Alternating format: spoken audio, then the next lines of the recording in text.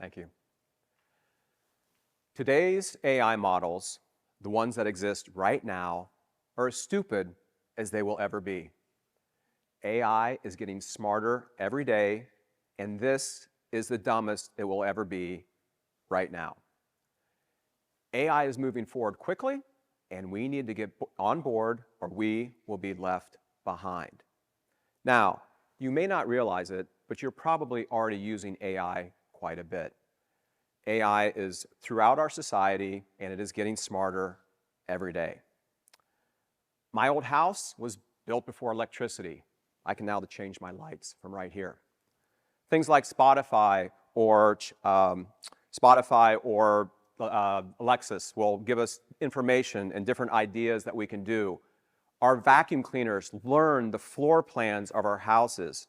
Our cars can steer us out of harm's way. Farmers can now use their equipment to plow the fields using generative AI. AI will never be as dumb as it is right now. Now, a lot of this might seem pretty amazing, but actually much of the AI that I've already talked about is something called traditional AI. It's used to solve a specific task. What I want to talk to you about today is something called generative AI, things like ChatGPT, Google's Bard, or Microsoft Bing. Why? Because unlike traditional AI that's just used to solve a specific task, generative AI allows you to become a participant in the creative process. It was Thanksgiving 2022. I was sitting on my couch at home, probably digesting, maybe doing a crossword puzzle on the phone, and my son was home from college. He's a computer science major. He was discussing with another family member who's also in tech about a project that he was working on. He was trying to create a program that would create Mad Libs using Eric Andre quotes. It was a creative computing class. They were going back and forth. They were using words like large language models and neural networks, things that were just going over my head. But at one point, my son said, yeah, you know, the model wasn't as robust as I liked, so I passed it through a transformer model, and it smoothed things out. Then the family member said, oh, did you use GPT? My son said, yeah. As students, we can get accounts with GPT 2.0. Folks, Thanksgiving 2022 was the first time in my life I had ever heard the letters GPT used in that way. And to be honest, it went in one ear and out the other. Tech geeks, right? About a week later, I'm standing at the sink, doing some dishes, listening to NPR, and they are interviewing Ethan Mollick from the Wharton School of Business. And he is talking about this wonderful new technology called ChatGPT, how it can create human-like text, how it can solve math problems, how it can even do computer code. The conversation then quickly went to all the implications this new technology might have with education, the good and the bad. Education?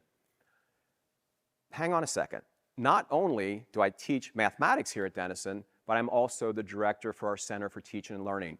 Education, that is my thing. They had my attention. But hang on a second. Tech. These things take a while, right?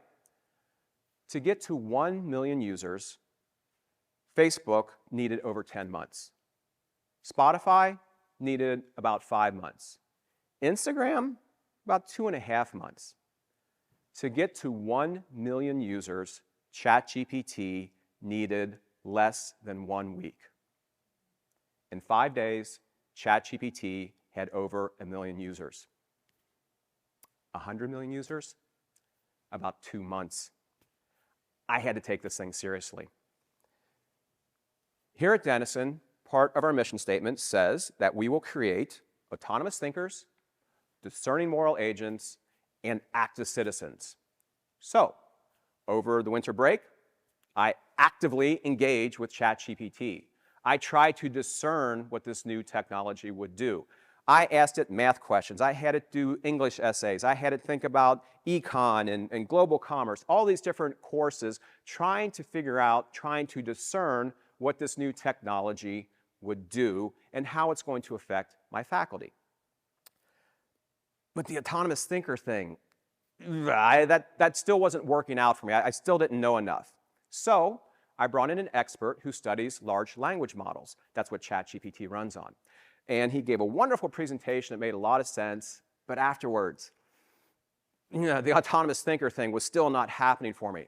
I doubled down. I looked at it more. I talked to more people. I read more articles. I brought faculty into the center, and we had them test ChatGPT on different assignments. We kept on pushing it, trying to figure out. The autonomous thinker, I just could not understand how I was going to help my faculty with this new technology so that they could then address it with their students. And then it dawned on me, students.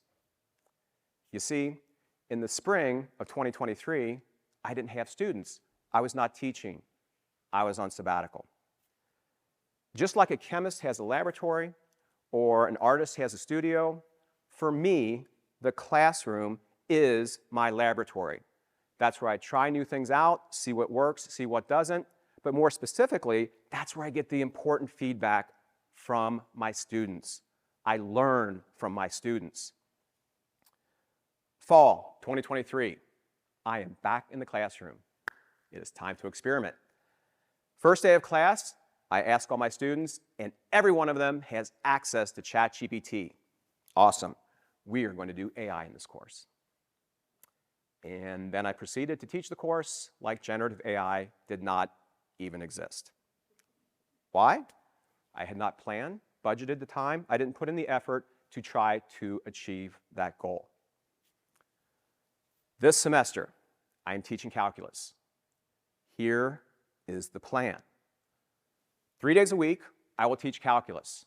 On the 4th day, my students and I, working together, will create an AI literacy course. This course will be an overlay, which means after we develop it, that other faculty members can plug it into their courses, not just necessarily in mathematics. What will we look at? We will consider things like large language models, how they work.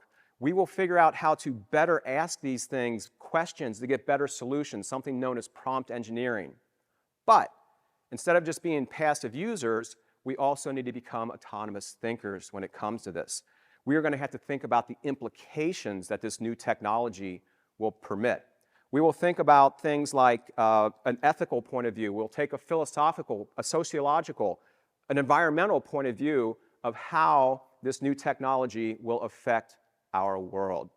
We need to actively discern this new technology so that we can autonomously think about how it should be used in our society. That's what I'm trying. It's a start. What can you do? Do not wait. This is not a passing fad. Engage with this technology. Learn all that you can. Talk to others. We need to have an informed citizenry who can make the moral and ethical decisions needed so that when we move forward with this technology and try to better understand it, to better use it, and more specifically, to better regulate it, we can do that. Please, do not leave this in the hands of a few tech giants. Become the active citizens. Become the discerning moral agents. Become the autonomous thinkers that our society needs in order to be effective in this new world driven by AI. Thank you.